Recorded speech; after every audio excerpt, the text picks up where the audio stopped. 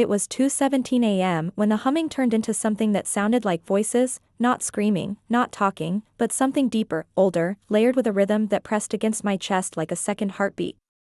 I stumbled backward, dropping my flashlight, the beam spinning across the stone floor of the basement we were never supposed to enter after hours. I wasn't even supposed to be there, but the sound had grown so insistent it felt like it was dragging me down the stairs in my sleep. I had warned them, 3 times, in writing.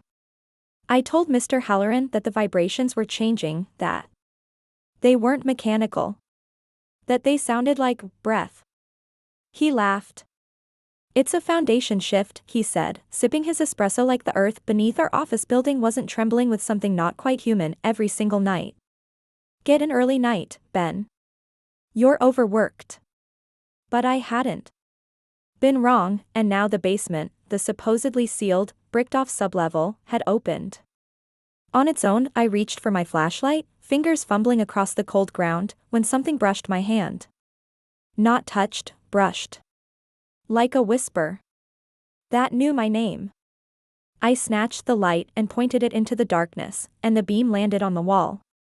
Except it wasn't a wall anymore. It was a doorway. A perfect, symmetrical arch of obsidian black stone stood in what used to be a solid concrete barrier. No marks of chiseling. No rubble. No signs of construction. Just a silent threshold, carved with thousands, maybe millions, of symbols. They shimmered as the light hit them, pulsing faintly. Like they were alive. I should have run. Instead, I stepped closer. The hum grew louder. Not in volume, in intensity, in purpose. Like it had recognized me. Like it was pleased. I pressed a trembling hand to one of the symbols. It was warm. Like skin. And in that instant, I wasn't in the basement anymore. There was light, golden, endless, flooding an enormous cavern that stretched farther than my eyes could see. Columns of black and red marble rose hundreds of feet into the air, vanishing into a ceiling lost in mist. And in the center, at the heart of it all, stood something impossible. A monument. Or a tomb. It pulsed with the same rhythmic hum. Except now it was louder, more alive, speaking to every cell in my body like it was retelling a story I had always known but had forgotten. I fell to my knees, breathless. Do you have problems like this, where reality bends in places no one believes you about?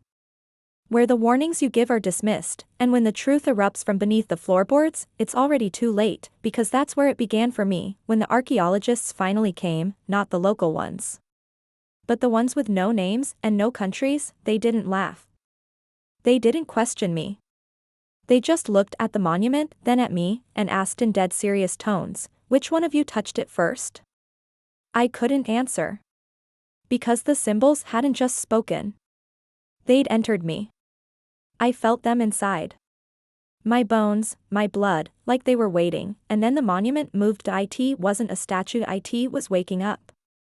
I couldn't move.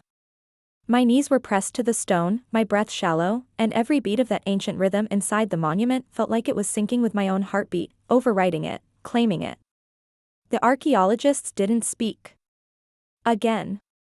They formed a circle around me and the monument, murmuring in a language I didn't recognize, not Latin, not Greek, not even the sharp consonants of Aramaic.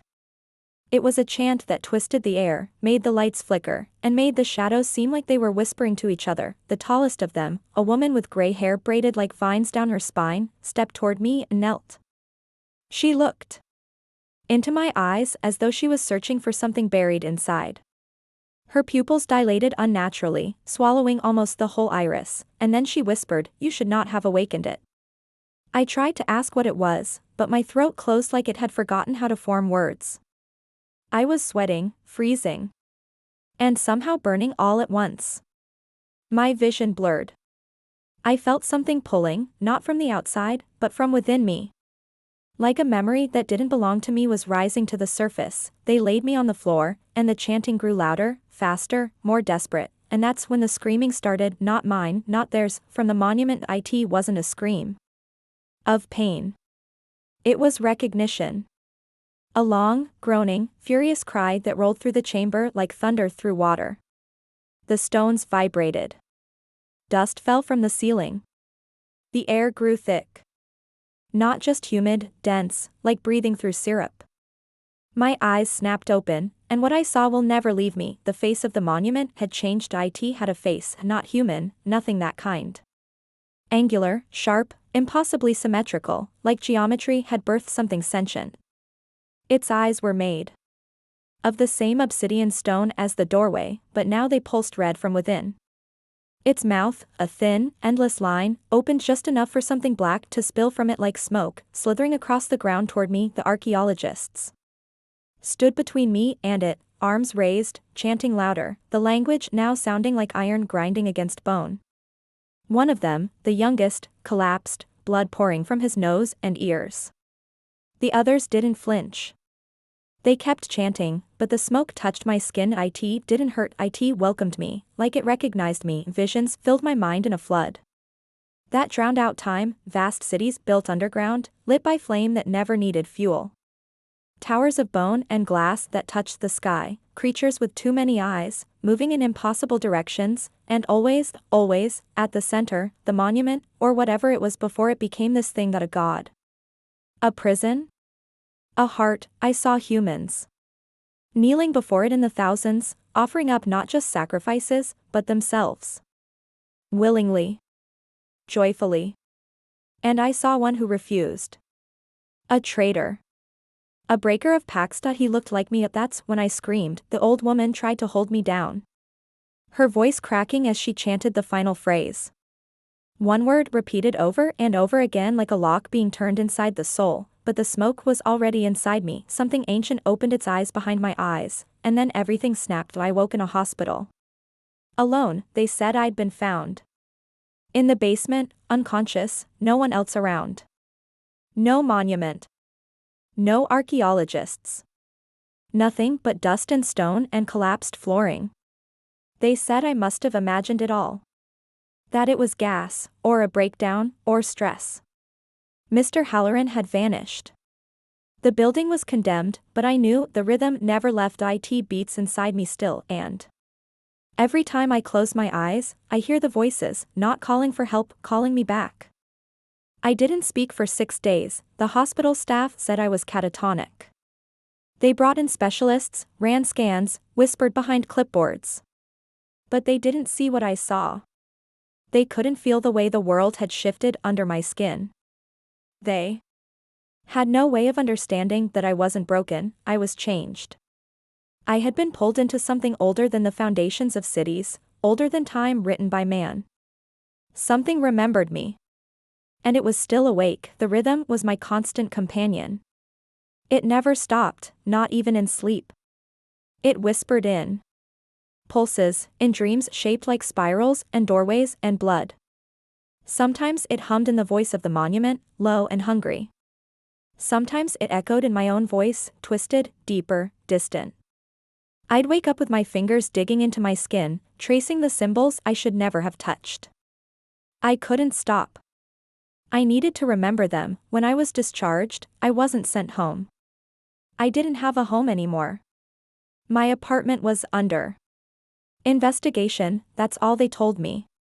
They moved me into a monitored care facility, a pretty name for a locked wing in a place where no one ever left the windows open. But it didn't matter. The rhythm came with me. The monument had seen me, claimed me, and then, on the 13th night, I wasn't alone. A knock, not on the door, but inside my head. The woman with the vine-braided hair appeared at the foot of my bed. No guards. No noise.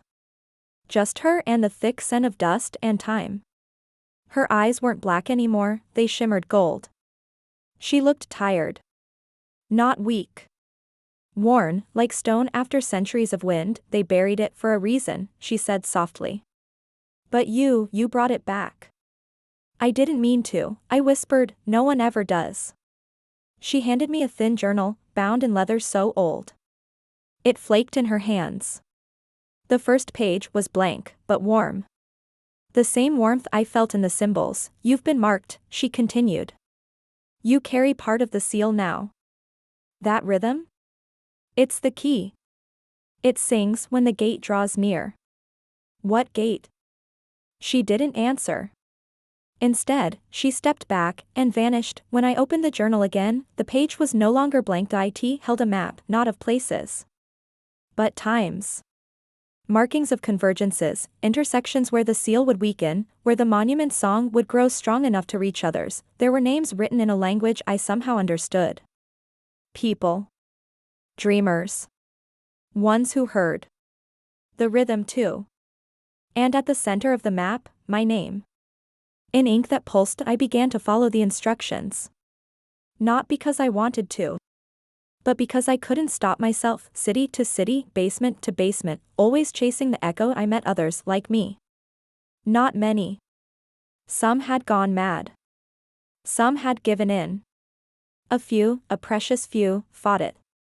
But none of them had seen the monument wake. None of them carried its breath in their bones like I did. They looked at me with awe and fear. One woman, Mia, joined me. She had been born on a night when the stars bent wrong. She could hear the monument too, though her rhythm was slower, quieter. She grounded me. When the symbols burned too hot in my skin, she cooled them. When the dreams pulled too hard, she pulled back. Together, we tracked the sights. Together, we watch the monument's children rise. You think it's just one tomb. It's not. That they're everywhere, all connected, all waiting. The archaeologists weren't scientists. They were wardens. Protectors. Members of an ancient chain tasked with keeping the monument asleep. But something changed. The seal frayed. The song leaked. People started building again, not knowing they were recreating the old sigils in steel and concrete and electricity, and when enough of them aligned, the gate began to open up. We tried to warn them. Governments. Cities. Scientists. They laughed until the monuments began to sing, until entire buildings disappeared into smoke, until the sky turned red above Berlin and black above Rio, until the shadows started moving against the wind. It wasn't just about the basement anymore. It was about the pulse of the world. A rhythm older than fire. A hunger older than gods, and I am the key, not by choice. By design. The monument didn't mark me because I was the first. It marked me because I was the last. The seal is broken now, the others have awakened, and the rhythm is no longer inside me alone. It's everywhere. Can you hear it? That hum in your walls at night, that thrum beneath your bed when the world is too quiet. That's not your heart, that's the monument, and it's calling for you.